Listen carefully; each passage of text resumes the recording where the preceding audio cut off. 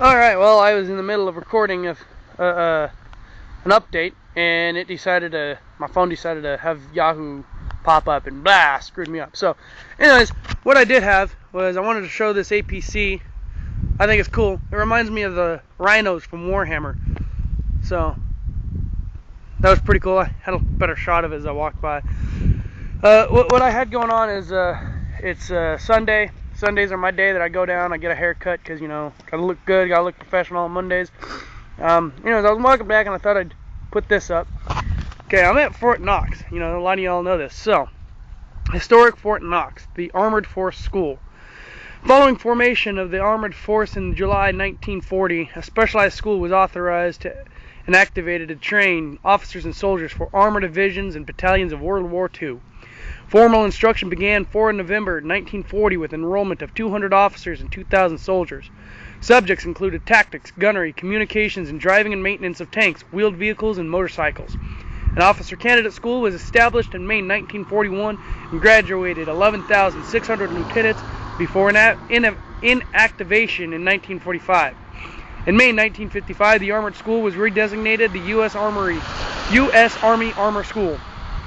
From its initial World War II role, the U.S. Army Armor School was expanded to become one of the largest and most progressive armor and armored cavalry training schools in the world. The U.S. Army Armor School's proud heritage is reflected in the motto, "Forge the Thunderbolt." So, anyways, I was just showing off. This right here is, I guess, for the AIT over there. The AIT students, they go there and they study tanker stuff. Award armor.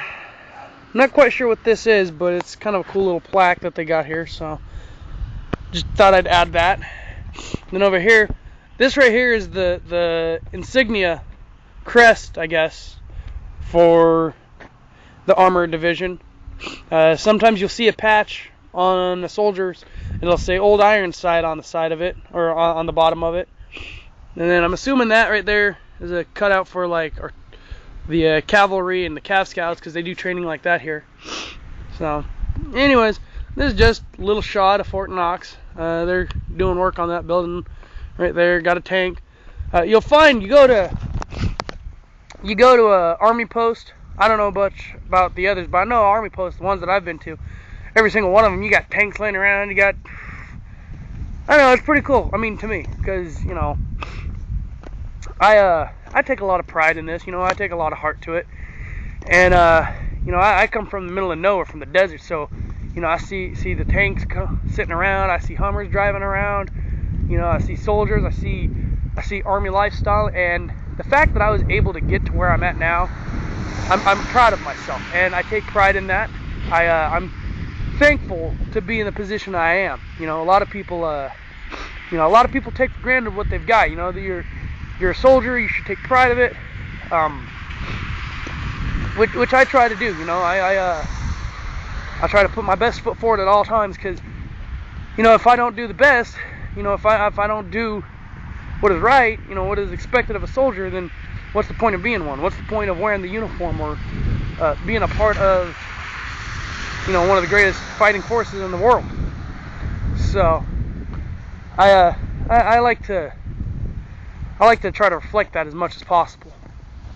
And when I see, sometimes I'll see an Apache flying overhead, or, we'll be doing something, and I get into it, I mean, there's just something about being here that just kind of gets me going, I mean, it just gets the heart racing. And, it's funny, because I was never really a military guy when I was growing up. There's never much for authority. Not that I was a rebel or nothing, but I was just I was a free thinker, and I was a floater, and drifted around and did my own thing. And now that I'm a part of all this, it definitely changes you. You change who you are in a good way, I hope. And some of you who are going into the Army, I hope you're doing it for the right reasons. I know I got a couple of viewers out there that are watching and been wanting some updates, so this is for you, Mason88. Good luck with your journey, and I just hope everybody gets something out of it. I mean, I see a lot of people, you know, and all I get is negativity out of them. All I get is, you know, oh, this sucks, or this is stupid. You know, well, hey, you know what? Shit happens. You gotta accept it, deal with it, and move on. Adapt and overcome. So, you know, I just got hit with, you know, the Army was overpaying me since basic. They were giving me allotments that I'm not supposed to get, and now they're gonna take the money back real quick, you know. So I mean, that's what they do. You know, you gotta accept and deal with it. Real quick, just got another tank chilling right there. Why? Because that's what we do. We take old tanks and put them around. Yeah. Anyways, back to my rant. Onto my soapbox here. You know, shit happens. You just gotta accept it and deal with it. If you can't do that, what's the point of even being here? You know, do your time, shut your mouth, get the hell out. I know a lot of people disagree with me. You know, a lot of people think I'm high strung and I'm too, you know, I worry too much, or I stress out. But you know what? No. I believe in doing the right thing because it's the right thing to do. You know, I believe that the Army has things in place for a reason. Some of them are really stupid. I mean, just dumb, stupid, but they're there for a reason. Because somebody, somewhere, did something stupid, and they needed to rectify that situation. Why do you think they have do not swallow bleach on the bleach bottles? Because some idiot did that. So,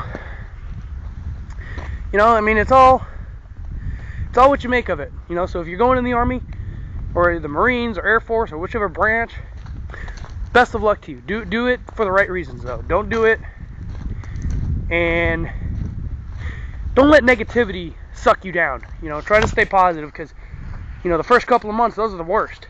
You know, and I'm just fresh out of training, and it's still kind of, sometimes I wonder if I did the right thing. But time and perseverance and patience, all of that will pay off in the end for me, and I know it will. You know, I've finally got me a truck. I've finally got a cap on, you know, struggling with my bills. So, you know, things are finally turning around in my life, and I'll update about that later. So, but you know, just stick it out, do what you gotta do, and you know, hooah. You know, that's all there is to it. So, anyways, my fingers are getting cold because, well, it's cold out here, and I want to put them back in my sleeve. So I'll just update another video later. So until then, peace.